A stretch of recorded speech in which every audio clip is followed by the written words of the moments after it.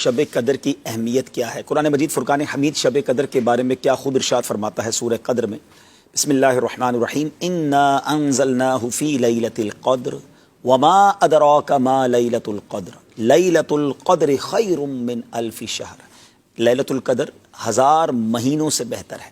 اچھا، کون سی رات لیلۃ القدر ہے؟ اس میں مختلف روایتیں ہیں، مگر حدیث پاک میں جو نبی پاک کی حدیث پاک سے میں رہنمائی ملتی ہے کہ رمضان کے آخری عشرے کی 5 طاق راتوں میں لیلۃ القدر کو تلاش کرو۔ لیلۃ القدر کو پانے کا ایک بڑا پیارا طریقہ اعتکاف، کہ جس میں کوئی آخری عشرے کا اعتکاف کر لے تو اس میں کوئی نہ کوئی رات لیلۃ القدر ہوگی، اور انشاءاللہ وہ اس رات مسجد میں ہوگا تو اسے برکتیں مل جائیں گی۔ لیکن ہم میں سے بہت سارے وہ ہیں جو اعتکاف نہیں کر پائیں گے یا نہیں کر سکتے۔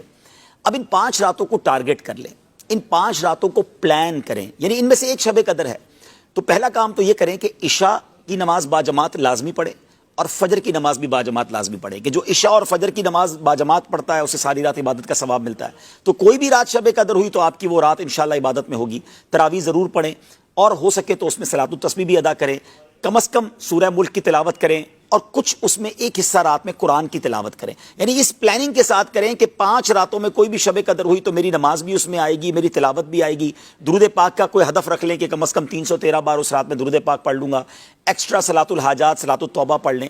ایک اور کام کریں جو نارملی مس ہو جاتا ہے، وہ یہ ہے کہ ان 5 راتوں میں صدقہ و خیرات کریں۔